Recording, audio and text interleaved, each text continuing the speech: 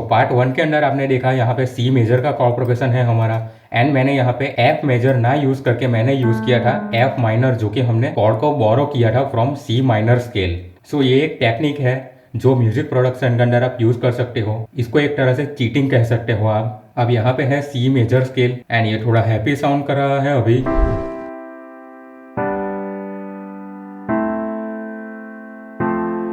But मैं यहाँ पे इसको बोरो करूंगा फ्रॉम सी माइनर।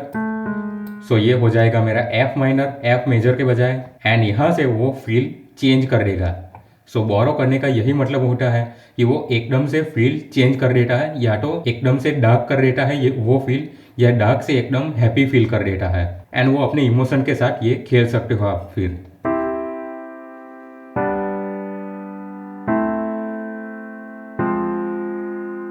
ये टेक्निक का आप यूज कर सकते हो अपने बीट के अंदर एंड अपने कॉर्ड प्रोग्रेशन को और एडवांस बना सकते हो। वीडियो अच्छा लगा हो तो मेक श्योर करना कि वीडियो को लाइक करके चैनल को सब्सक्राइब करके बेल आइकन जरूर प्रेस कर देना, ताकि ऐसे वीडियोस मिस ना करो आप।